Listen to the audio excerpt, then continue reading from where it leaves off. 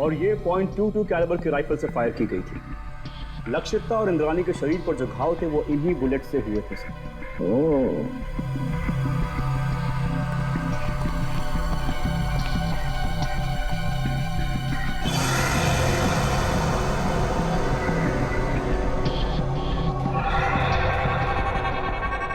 Doctor Salim. Yes sir. ये अंगूठे का निशान है ना? Yes sir. ये ऐसे धुंधले क्यों है ये निशान? ये ठीक से मिली नहीं? नो सर, ये धुंधला नहीं, ये निशान ऐसे ही है। I explain. ये देखिए सर, खून से सनी हुई बाकी उंगलियों के निशान हैं इस बैग पर, लेकिन अंगूठे का निशान नहीं है सर।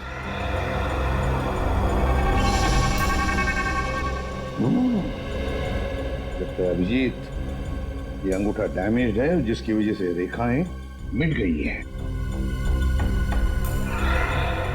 हाँ सर, सर लगता है ऐसा हाथ मैंने कहीं देखा है।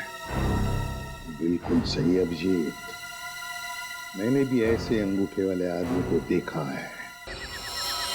विजय सर को बुलाता हूँ।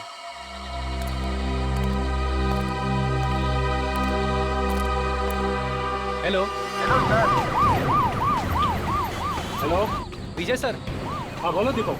सर इधर लफड़ा हुआ है। तुम्हें पक्का यकीन है? हाँ सर। कहाँ हो तुम? इधर पानी चिल्ली में। ठीक है, हम अभी पहुँचते हैं।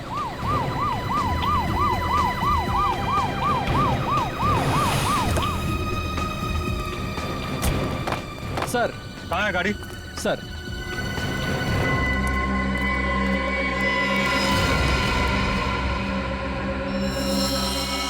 आदमी भी वही है और गाड़ी भी वही है। क्या पकड़ो उसे? इंस्पेक्टर विजय, क्या हो रहा है यहाँ पे? आप प्लीज यहाँ से चले जाइए। नहीं, मैं नहीं जा सकता, मुझे उससे काम है।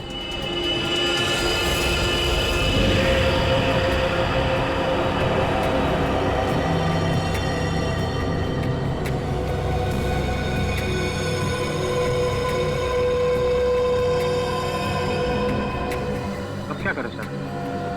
सीआईडी को फोन करना पड़ेगा।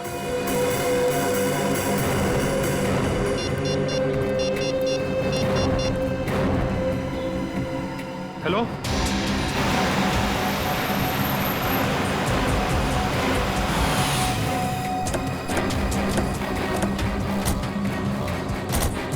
Hello sir. संगत का है सर, गाड़ी के अंदर।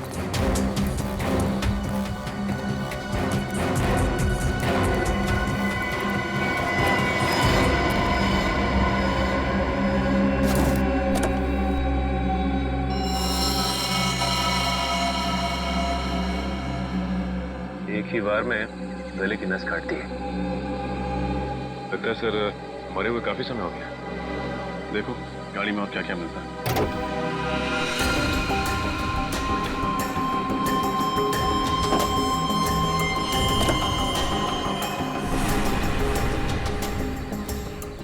सर यहाँ ये और गाड़ी की पिछली सीट पे खून के धब्बे।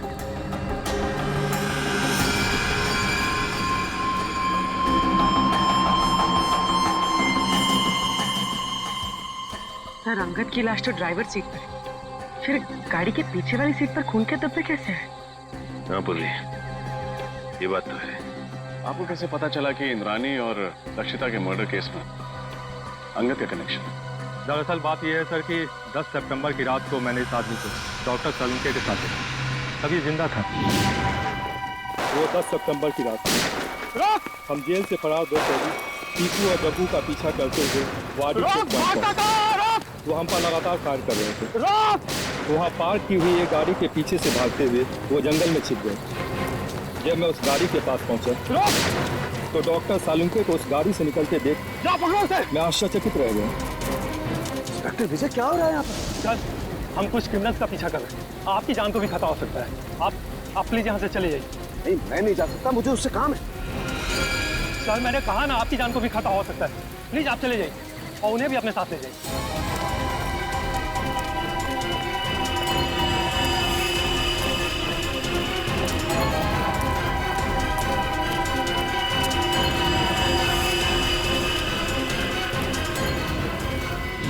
सितंबर तो आपने डॉक्टर साळुंखे को अंगद के साथ देखा था। 10 सितंबर को तो इंद्राणी और लक्षिता का खून हुआ था। सर, हमने उनसे कहा था कि वो दोनों वहाँ से चले जाएं। वहाँ गोलियाँ चल रही थी, उनकी जान को खतरा था, लेकिन डॉक्टर सलूंके जिद करने लगे कि उन्हें इस आदमी से कुछ जरूरी बात करनी है। एक बात समझ में नहीं आई, लक्षिता और इंद्राणी के मर्डर से पहले सालुंके साहब अंगद को कैसे जानते थे, और आखिर ऐसी क्या बात थी कि वो उस रात अंगद से मिलने गए? ये सवाल तो डॉक्टर साळुंखे से एसीपी सर ही पूछ सकता है। ये रही डॉक्टर सालुंखे की तैयार की गई फॉरेंसिक रिपोर्ट, जो उन्होंने सितंबर 11 को तैयार की थी। और इस फोल्डर में दोबारा की तैयार की गई पोस्टमार्टम रिपोर्ट है, जो तारिका और मैंने मिलकर तैयार की। और क्या अंतर है दोनों में? डॉक्टर सालुंखे की रिपोर्ट के मुताबिक इंद्राणी और लक्षिता का खून रात 9 और 11 बजे के बीच हुआ, जबकि सच तो यह है कि दोनों की मौत रात 8 बजे के पहले हो चुकी थी। क्या? 10 सितंबर की रात को मैंने इस आदमी को डॉक्टर सलूंके के साथ देखा था।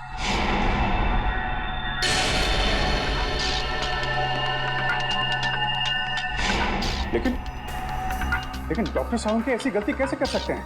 मुझे भी हैरानी हो रही है अभिजीत। और तो और लाश के ऊपर जो बुलेट वुंड थे, उसकी साइज भी उन्होंने गलत लिखी थी। असली घाव तो इससे काफी छोटे थे। नहीं, सालुंखे साहब ऐसी गलती कर ही नहीं सकते।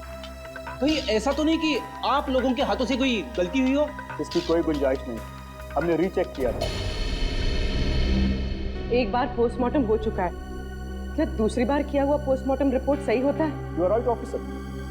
24 घंटों के अंदर अंदर की गई पोस्टमार्टम रिपोर्ट सबसे एक्यूरेट होती है, क्योंकि उसके बाद बॉडी के ऑर्गन सड़ना शुरू हो जाते हैं। इसीलिए प्रिजर्व की गई लाशों पर ब्लड कल्चर्स और टॉक्सिकोलॉजी रिपोर्ट करना बहुत मुश्किल होता है। पर तो लक्षिता और इंद्राणी को मरे हुए तो 5 दिन हो गए। You are right officer. Doctor Tarika ने घाव के वीडियोज और फोटोज तब लिए थे जब घाव ताजे थे। इससे दोबारा ऑटोप्सी करने में हमें बहुत हेल्प मिली। डॉक्टर तारिका, आपने ये सब मैंने इसलिए किया अभिजीत, मुझे डॉक्टर सालुंखे पर शक हो रहा था, वो पोस्टमार्टम ठीक से नहीं कर रहे। सॉरी।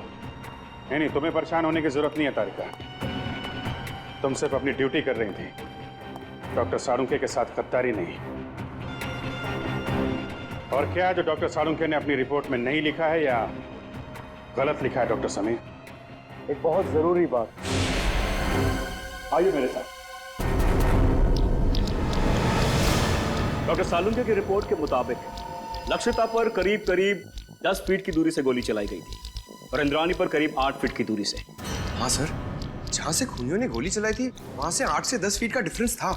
लेकिन घाव के टिश्यू कल्चर से हमें ये पता चला है कि खूनी ने लगभग 20 से 25 फीट की दूरी से गोली चलाई थी, और खून पिस्टल से नहीं बल्कि स्नाइपर राइफल से हुआ था। स्नाइपर राइफल से?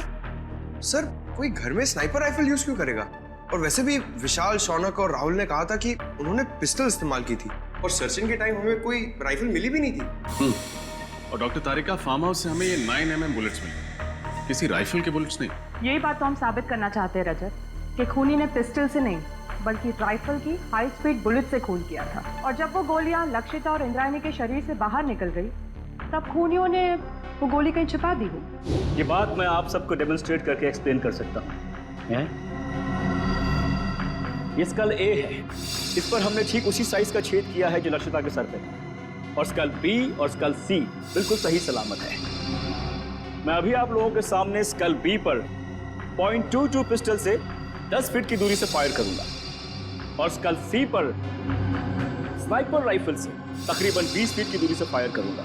जाहिर सी बात है कि दोनों बुलेट से अलग अलग किस्म के घाव होंगे, तो जो घाव लक्षिता के सर के घाव से यानी स्कल ए के घाव से मैच करेगा, वो घाव मर्डर वेपन से किया गया होगा। राइट। गुड।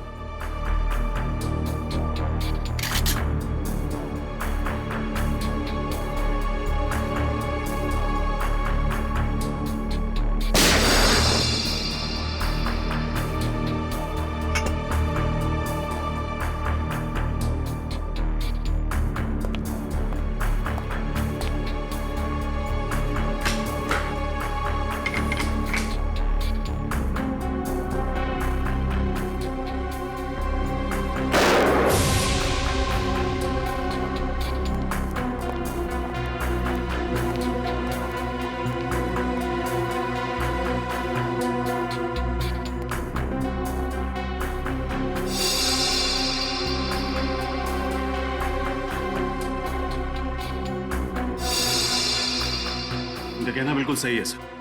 दोनों का खून राइफल से ही किया गया। हाई स्पीड बुलेट से जो घाव स्कल पर हुआ है, वही घाव लक्षिता के सर पर भी था। विश्वास नहीं हो रहा है सालू के साहब ने इतना बड़ा झूठ बोला हमसे। विशाल, शौनक और राहुल को लेकर आओ, उन्हें फार्म हाउस लेके चलते हैं, देखते हैं एग्जैक्टली वहां पे क्या हुआ था।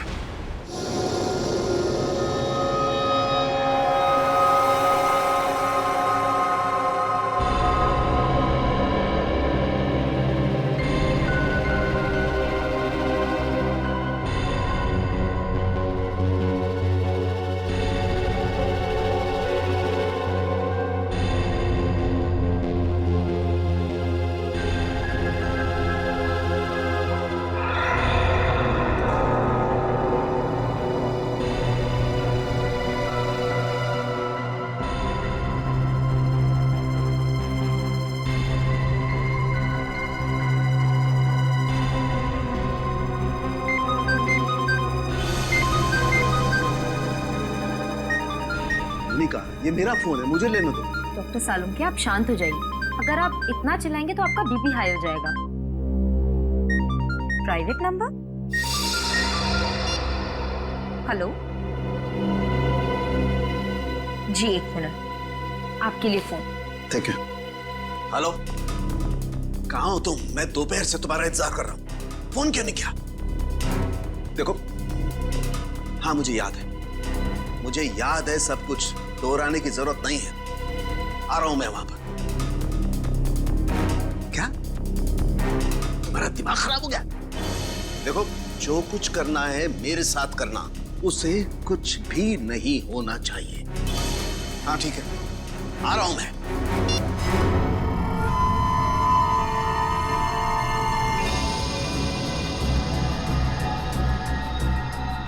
तो लक्षिता और इंद्राणी यहाँ सोफे पे बैठे हुए थे। अब ठीक से याद करके बताओ कि 10 सितंबर की रात को यहाँ पे क्या हुआ था? क्या किया था तुम लोगों ने? सर, उस रात करीब 9-9:15 बजे होंगे सर। हम लोग पिस्तौल लेके जैसे ही फार्म हाउस के बाहर पहुंचे, यहाँ कोई वॉचमैन नहीं था। सर, हमने तय किया था कि हम पहले दोनों को शांति से समझाएंगे, अगर वो नहीं मानेंगी तो फिर उन पर गोली चलाएंगे। तो फिर तुमने उन्हें समझाने की कोशिश की? नहीं सर, जैसे ही हम लोग यहाँ पर पहुंचे, यहाँ पे बहुत अंधेरा था, सिर्फ टीवी की आवाज़ सुनाई दे रही थी। इससे पहले कि हम लोग कुछ करते, उन लोगों ने हम पे गोलियां चलानी शुरू कर दी। और उसके बाद तुम लोगों ने भी गोलियां चलानी शुरू कर दी? हाँ सर, क्या करते, उन्होंने शौनक को एक गोली मार दी थी। बस मेरी जान जाते जाते बची है सर, ये देखिए।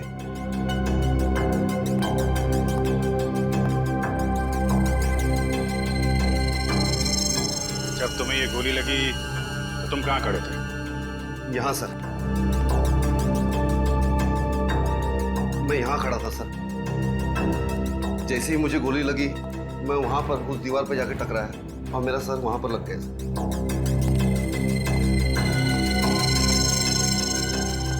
यहाँ पे गोली लगी तो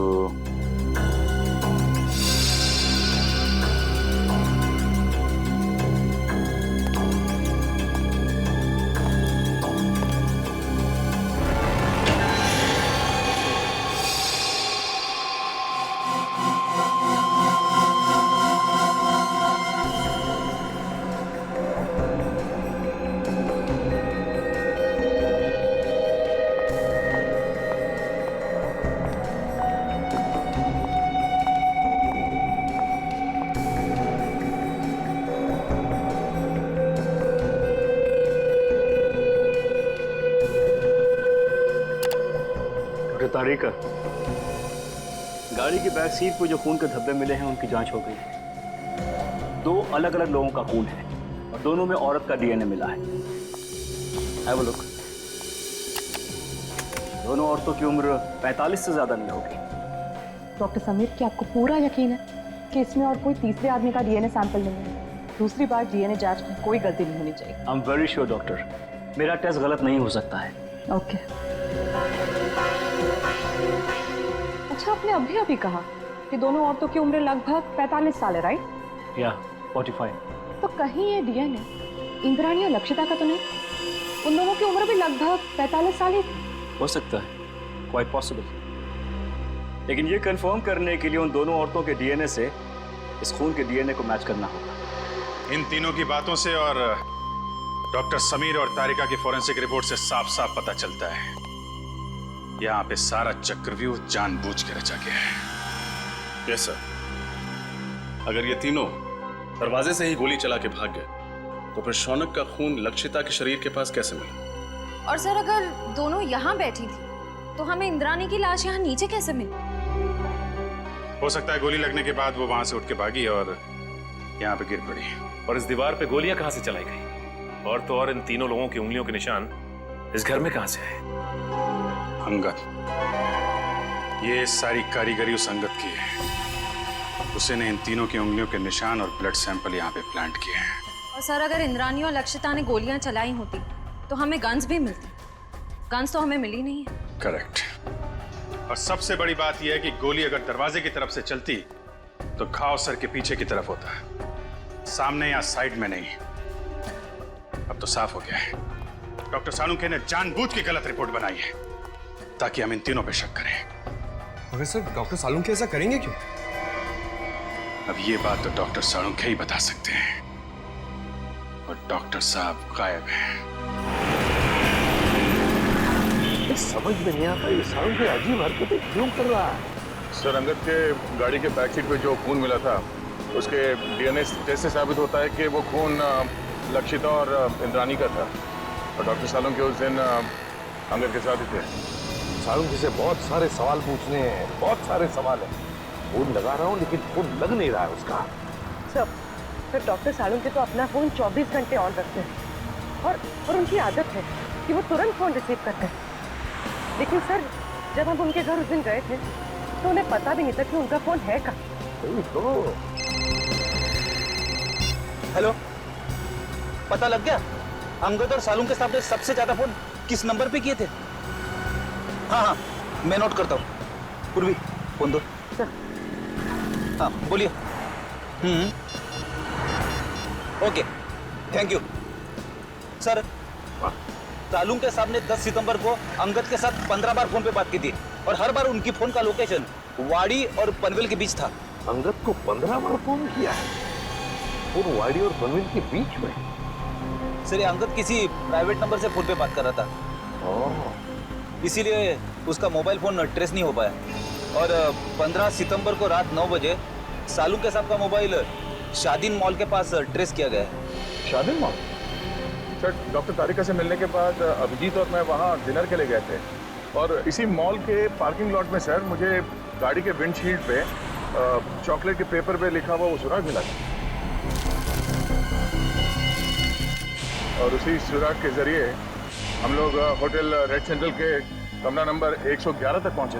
सर इसका मतलब डॉक्टर सालुंखे ने आपकी गाड़ी पर वो सुराग हमारे लिए छोड़ा था? सर मतलब डॉक्टर सालुंखे हमारी मदद करना चाहते हैं? पहले ये सालुंखे काम बिगाड़ता है और फिर सुधारने के लिए हमारी मदद भी कर रहा है। वाह, सालुंखे को तो सच्चाई बतानी ही पड़ेगी। सच्चाई बतानी पड़ेगी सालुंखे को।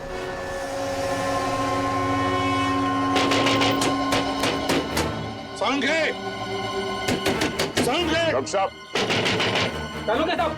सर, दरवाजा तोड़ दूं? तोड़ दो। डॉक्टर साहब! सालुंखे! सालुंखे! देखो उसे, देखो।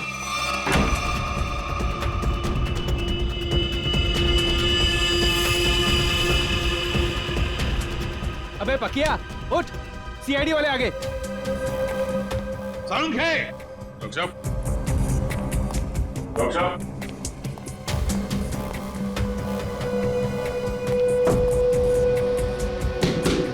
सालुंखे साहब!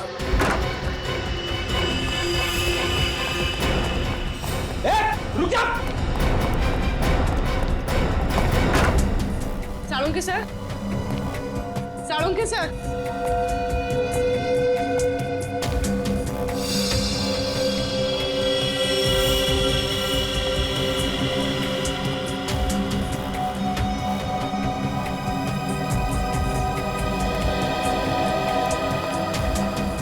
सालुंखे गायब है ना? क्या शक था मुझे यही होगा। सर? हाँ। ये क्या है? साळुंखे का पुराना शौक लकड़ी के मॉडल्स बनाना।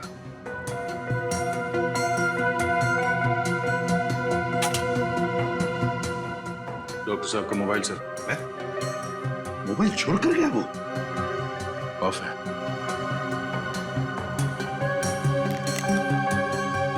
सर इसमें ना तो बैटरी है ना सिम कार्ड। बैटरी भी नहीं, सिम कार्ड भी नहीं। सर साड़ों के साथ तो कहीं नहीं, मगर अंदर के कमरे में काफी सारे मॉनिटर्स का सेटअप लगा है, सीसीटीवी मॉनिटर। CCTV monitors?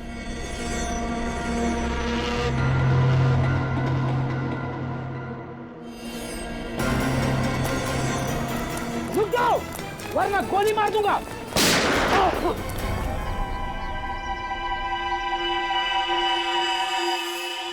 बच गया। बच गया। लेकिन अब नहीं बचोगे बच्चों।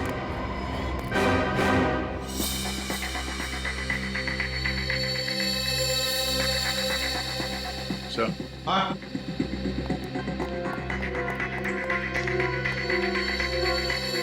ये देखिए सर, खुफिया कैमरा। लगता है कोई डॉक्टर सालुंखे के ऊपर नजर रखे हुए था। सर और ये मोनिका भी कहीं दिखाई नहीं दे रही। सर मुझे लगता है सालुंखे सर को ये कहीं लेकर गई होगी सर। कहाँ? ये दोनों बताएंगे सर। हमें कुछ नहीं मालूम साहब। क्या जानते हो तुम? साहब कुछ नहीं जानते सर। कुछ नहीं जानते?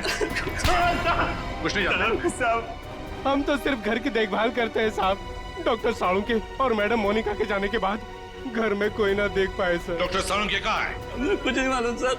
तो छोटे मोटे टपोरी है सर। हमें कहा गया था इस घर पे नजर रख के, और जब भी कोई इधर ताक झाक करे तो हमें खबर कर दे। तुमने अभी तक ये नहीं बताया कि डॉक्टर सालुंखे और मोनिका कहाँ है? बताओ। कैसे बताए सर? हमें खुद को नहीं पता। हमें तो इतना पता है कि जब तक राहुल, शौनम और विशाल को अदालत सजा नहीं दे देती तब तक डॉक्टर सालुंखे को अपने कब्जे में रखने का है। सर हमने आपको सब कुछ बता दिया है सर, अपना जुर्म भी कबूल कर लिया है सर। और सर ये भी बता दिया है कि हमने लक्षिता और इंद्राणी का खून कैसे किया, फिर हमें यहाँ क्यों बिठा के रखा है। ये बताने के लिए कि इंद्राणी और लक्षिता का खून तुम लोगों ने नहीं किया। क्या? पर सर हमने तो सर अपने हाथों से लक्षिता और इंद्राणिया पे गोली चलाई थी सर। हाँ लेकिन वो दोनों पहले से ही मर चुकी थी। क्या? वो दोनों मर चुके थे? हाँ, मैं समझाता हूं। तुम तीनों ने गोलियां जरूर चलाई थी इंद्राणी और लक्षिता पर उनकी मौत जिन गोलियों से हुई वो गोलियां तुम लोगों ने नहीं चलाई। तो फिर वो गोलियां किसने चलाई? उस खूनी ने चलाई थी गोलियां जो तुम्हें इन दोनों के खून में फंसाना चाहता था। सर अगर हमने खून नहीं किया तो फिर हम जा सकते हैं सर? नहीं, तुम लोगों ने खून नहीं किया, पर खून करने की कोशिश जरूर की है और इसकी सजा तुम्हें जरूर मिलेगी। देखो अगर तुम तीनों लंबी सजा से बचना चाहते हो तो तुम तीनों को हमारी मदद करनी होगी ताकि असली गुनहगार पकड़ा जा सके। करेंगे सर, आप जो कहेंगे करेंगे। हम लोग तीनों आपकी पूरी मदद करेंगे सर। और एक बात बताओ, क्या तुम लोगों का ऐसा कोई दुश्मन है जिसे फायदा होगा तुम तीनों को फांसी पे चढ़ाकर? सर दुश्मन तो वैसे कई है। हम लोग जिस धंधे में काम करते हैं वहां पर सर दोस्त कम दुश्मन ज्यादा होते हैं। किस किस का नाम ले सर? सर इन तीनों को फंसाने के लिए खूनी को पहले से मालूम होना चाहिए था कि उस रात ये लोग लक्षिता और इंद्राणी का खून करने जाने वाले हैं। ये बात तो है दया, कोई तो जरूर जानता होगा। एक बात बताओ, कौन जानता था तुम्हारे इस प्लान के बारे में कि तुम उस फार्म हाउस पर जाने वाले हो? नहीं सर, ये बात तो हमने राजी रखी थी। वैसे ये प्लान तुम लोगों ने बनाया कहां पर? हा? सर होटल रेड सेंट्रल में। अंगद के कमरे में? कमरा नंबर 111 में? नहीं, रूम नंबर 111 में नहीं सर, 308 सर। हाँ सर। वो रूम नंबर 308? तो क्या कोई अजनबी आया था तुम्हारे कमरे में 308 में जब तुम लोग बातचीत कर रहे थे? हा? विशाल तुझे याद है जब हम लोग उस कमरे में बात कर रहे थे तो वहाँ एक वेटर आया था इंटरकॉम का फोन रिपेयर करने के लिए, और उसने गलती से टेबल पे रखा हुआ खाना गिरा दिया। अरे अरे गलती से नहीं भाई, जानबूझकर गिराया था उसने खाना। और वो उस कमरे के अंदर कपड़ा ढूंढ रहा था खाना पोंछने के लिए, ताकि वो टाइम पास कर सके और हमारी बातचीत सुन सके। लेकिन सर, हमने उसके सामने तो कोई ऐसी बातचीत की ही नहीं थी। सचिन, ले जाओ इन तीनों को। चलो। आप रेडी? क्या पता चल? सर, हमने पूरा फुटेज चेक कर लिया सर। सालुंके साहब के घर पे मोनिका और तारिका के अलावा बाहर का कोई आदमी आया नहीं था। और सर, सालुंके साहब और तारिका के बीच में कुछ बातचीत हुई है। क्या बातचीत हुई है? अब साउंड नहीं है, इसके लिए समझ में नहीं आ रहा। सर, किसी लिप रीडिंग एक्सपर्ट को बुला लेते हैं, शायद कुछ पता चल जाए कि इन दोनों के बीच क्या बातचीत हुई थी। बुला लो किसी लिप रीडिंग एक्सपर्ट को, पता तो चले क्या बात हो रही थी। होटल रेड सेंट्रल, कमरा नंबर 308, वेटर।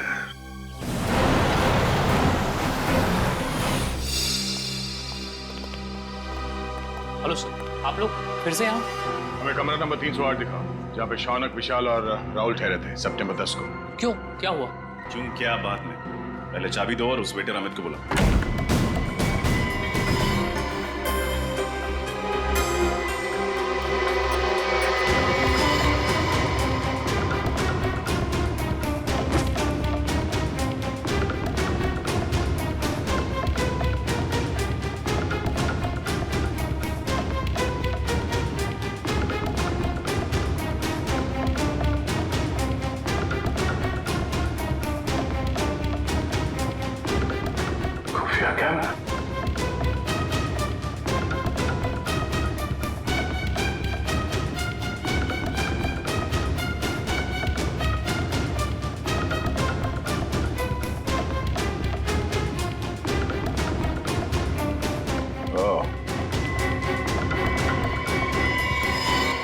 ये देखो, खुफिया कैमरा और ये बग। इन चीजों के जरिए खूनी शौनक और उसके साथियों का प्लान सुन रहा था। सर, अमित आ गया। आइए अमित जी, आइए। हाँ, बैठ इधर। तूने लगा था ना ये कैमरा और ये बग इस कमरे में, हाँ? ताकि तुम विशाल, शौनक और राहुल की बातें सुन सको। क्यों? नहीं सर, मैंने कोई बग नहीं लगाया सर, मैंने कोई बग नहीं लगाया सर। देख, सच बोल, वो बग हमें मिल चुका है, समझा? बात यहीं पे बताएगा या कहीं और ले चले तुझे? हाँ सर, हाँ, मैं नहीं लगाया था बग सर, मगर मैंने ये अंकल साहब के कहने पे ही किया था साहब, और उन्होंने मुझे 50,000 के बदले में 2 काम करने को कहा था साहब। कौन से 2 काम? सर, एक काम तो किसी बहाने इसी कमरे में बग और कैमरा लगाने को कहा था साहब। और दूसरा काम? दूसरा काम लक्षिता और इंद्राणी मैडम को इस होटल के बाहर किसी इलाके में छोड़ने को कहा था साहब। कब की बात है ये 10 सितंबर शाम को 6:45 बजे के आसपास का टाइम था सर। 10 सितंबर। चल, अभी वो जगह दिखा जहाँ पे तुमने लक्षिता और इंद्राणी को छोड़ा था। चल चल।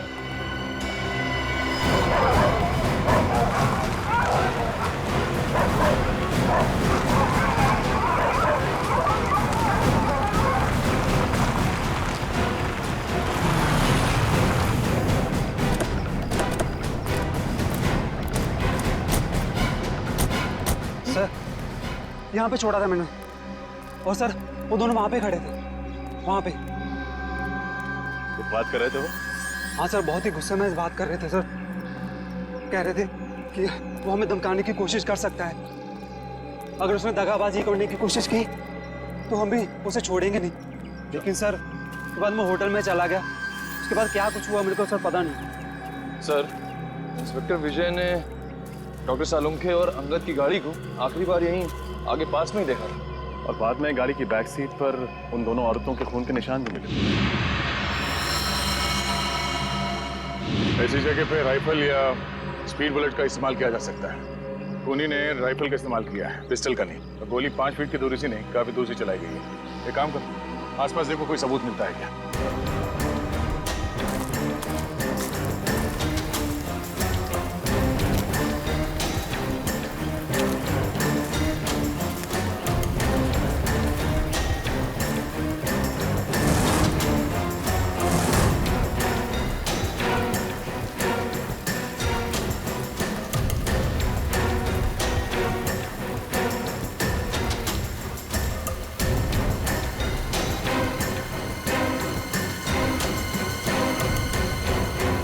दो गोली और इस पे खून भी लगा हुआ है।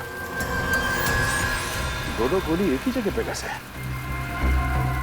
मतलब जो भी हुआ यहीं आसपास कहीं हुआ है। सर निकल। सर इस झाड़ी में ये सैंडल मिला है सर, इस पे खून लगा हुआ है, लेकिन सर खून सूखा हुआ है सर। खून लगा? हाँ सर।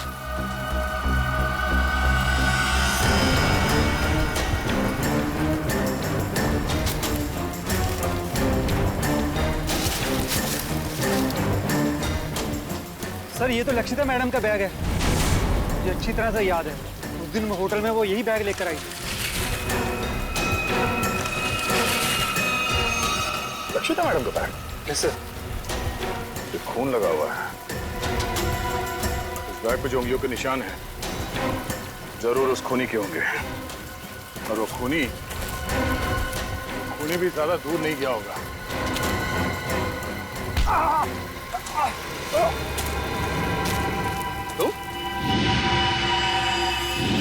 तो लक्षिता के फार्म हाउस के रखवाले हैं? तुम यहाँ क्या कर रहे हो? साहब मुझे माफ कर दो साहब, मैंने कोई खून नहीं किया साहब, मुझे तो आपके ऊपर नजर रखने के लिए कहा गया था साहब। सच बता, तूने झूठी गवाही क्यों दी? हमें पता चल चुका है कि तूने फार्म हाउस में कोई खून होते हुए देखा ही नहीं है, क्योंकि तुम्हारी लक्षिता मैडम और इंद्राणी मैडम, उन दोनों की मौत 7:30 बजे हुई और यहाँ पे। साहब मुझे छोड़ दो साहब, मुझे अंकल साहब ने बोला था ऐसा करने के लिए साहब। अंगद मर चुका है। मुझे कोई दूसरा आदमी फोन करके काम करने के लिए कहता था साहब। कौन है वो? मुझे नहीं पता साहब कौन है वो कभी सामने नहीं आया साहब, वो हमेशा मुझे फोन पे बोलता था सर। मगर अब उससे सामने आना ही होगा। चल चल। मिस्टर मयंक, इस सीसीटीवी फुटेज को गौर से देखिए और हमें बताइए कि ये लोग क्या बोल रहे हैं। इसमें कोई साउंड सुनाई नहीं दे रहा है। यही तो मेरा काम है ऑफिसर। मैं उनकी होठों की मूवमेंट से पता लगाऊंगा कि वो क्या बोल रहे थे।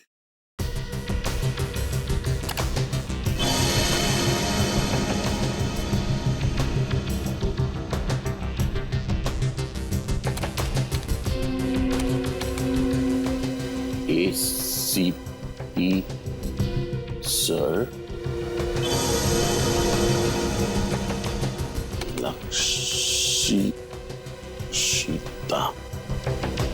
लक्षिता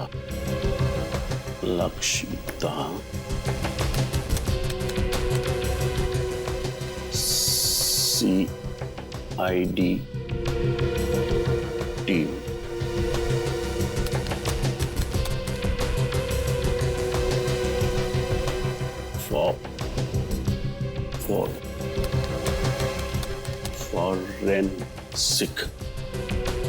फॉरेंसिक।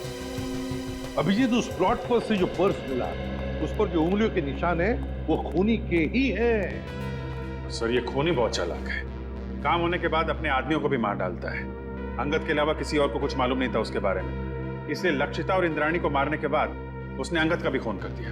और इसीलिए अभिजीत मुझे साळुंखे की चिंता हो रही है, उसकी भी जान को खतरा हो सकता है। समझ में नहीं आता गया कहाँ। हाँ मैं, कुछ मिला क्या? सर कोशिश कर रहा हूं सर।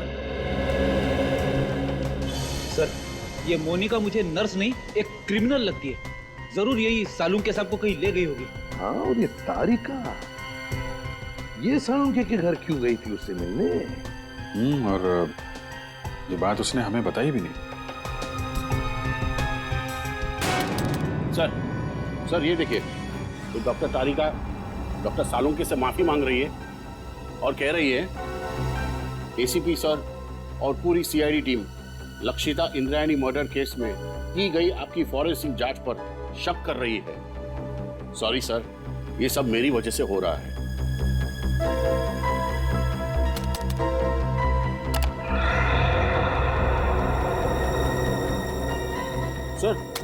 सर ये भी देखिए, डॉक्टर साळुंखे किसी के साथ फोन पर गुस्से में बात कर रहे हैं और कह रहे हैं जो करना है मेरे साथ करो, उस लड़की को कुछ नहीं होना चाहिए, मैं आ रहा हूं। उस लड़की को जाने दो। है कौन ये लड़की अभिजीत, जिसे साळुंखे बचाने की कोशिश कर रहा और फिर खुद गायब हो गया? कहां गायब हो गया ये साळुंखे? ये सारा चक्कर क्या है?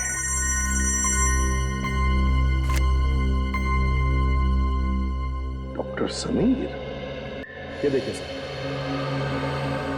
ये तो हाई स्पीड बुलेट है। यस सर, और ये .22 कैलिबर की राइफल से फायर की गई थी। लक्षिता और इंद्राणी के शरीर पर जो घाव थे वो इन्हीं बुलेट से हुए थे सर। ओह,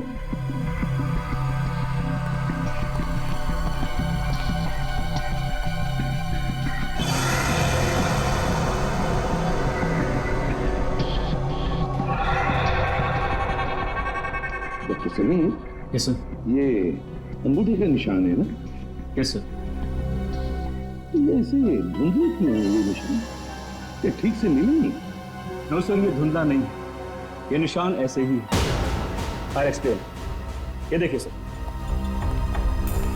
खून से सनी हुई बाकी उंगलियों के निशान हैं इस बैग पर, लेकिन अंगूठे का निशान नहीं है सर।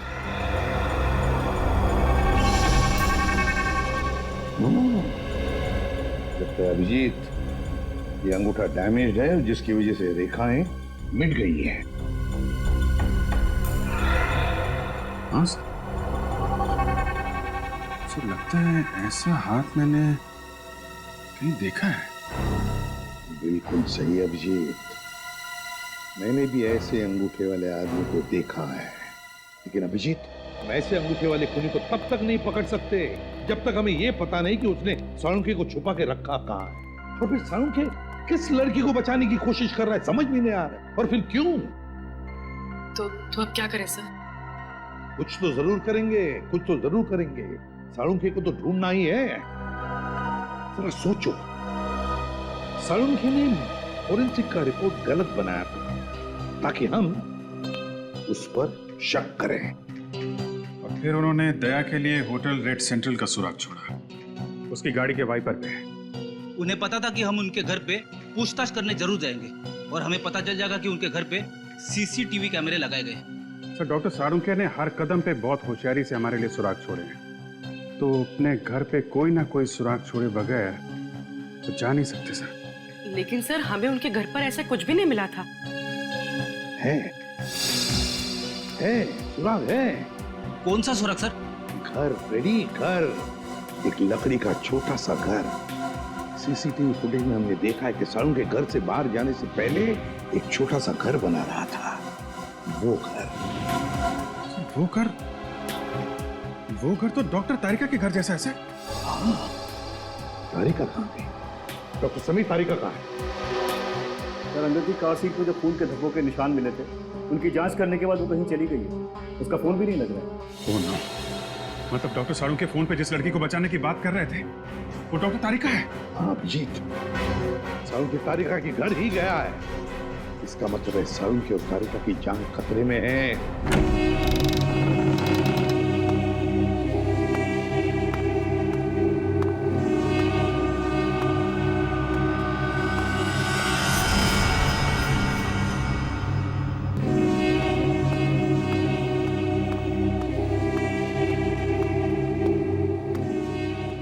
आज तुम दोनों की मौत होगी।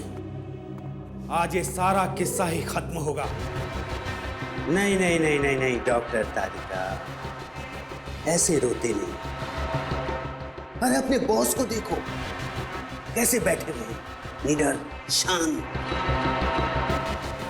बहुत होशियार समझते हो अपने आप को ना, जरूरत से ज्यादा चालाक और चतुर। ऐसे चालाक फॉरेंसिक एक्सपर्ट की मौत भी एक एक्सपर्ट के हाथों होनी चाहिए। वो होगी।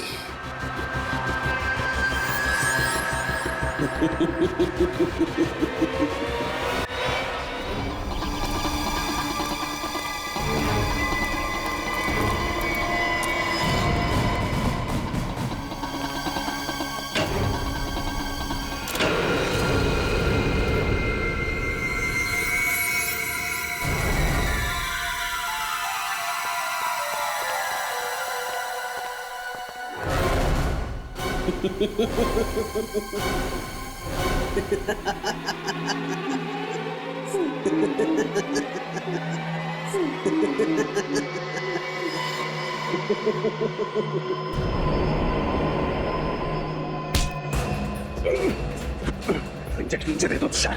और किसी नहीं, सीआईडी मुझे जिंदा कभी नहीं पकड़ सकती है। मैं ये इंजेक्शन खुद इंजेक्ट करूंगा। नहीं नहीं।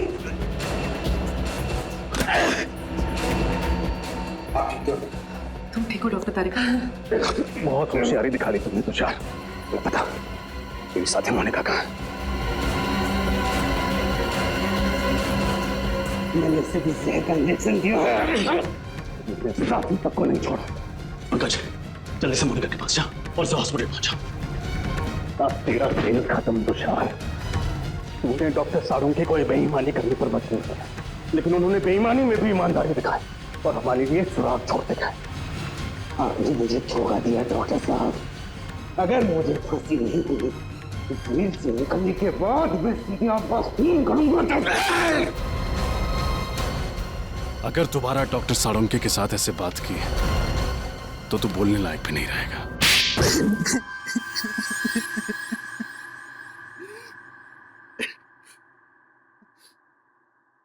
कितनी मेहनत से मैंने ये पूरा प्लान तैयार किया था।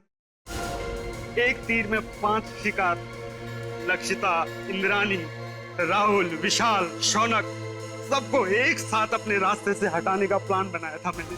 इंद्राणी और लक्षिता को तुमने क्यों मारा? क्योंकि मैं इनकी पूरी जमीन हड़पना चाहता था, इसलिए मेरे लिए इनका मरना बहुत जरूरी था।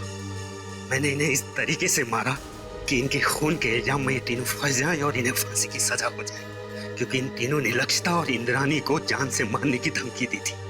इसलिए सबको यही लगता कि खून इन तीनों ने किए। लेकिन इस सब में डॉक्टर सालुंखे को क्यों फंसाया तुमने? क्योंकि सीआईडी डॉक्टर सालुंखे पर बहुत भरोसा करती है। उनकी फॉरेंसिक रिपोर्ट के आधार पर केस की तहकीकात आगे बढ़ाती है। यहाँ तक कि अदालत में फॉरेंसिक रिपोर्ट को बहुत महत्व दिया जाता है। इसलिए मैंने डॉक्टर सालुंखे को गलत फॉरेंसिक रिपोर्ट बनाने के लिए मजबूर किया। तुम्हारा दिमाग खराब है? तुमने पूरी की पूरी सीआईडी टीम के पीछे अपने स्नाइपर लगा रखे? वो भी बहुत अच्छे स्नाइपर। इनका निशाना कभी चूकता नहीं है डॉक्टर साहब। इसलिए मेरे कहे अनुसार अगर आपने इस मर्डर केस में इस फॉरेंसिक रिपोर्ट में बदलाव नहीं किया ना तो क्या? तो मैं आपकी पूरी सीआईडी टीम को एक साथ एक समय मरवा डालूंगा। मेरी मदद करेंगे ना? देखो तुम, आप मेरी मदद करेंगे। अगर आपने एक भी सीआईडी ऑफिसर को इन्फॉर्म करने की कोशिश की ना तो मैं पूरी की पूरी सीआईडी टीम को खत्म कर दूंगा। जरा सोचिए डॉक्टर साहब, 16 साल पुराने आपके दोस्त और सीआईडी टीम, इन सबकी मौत के जिम्मेदार आप होंगे। आप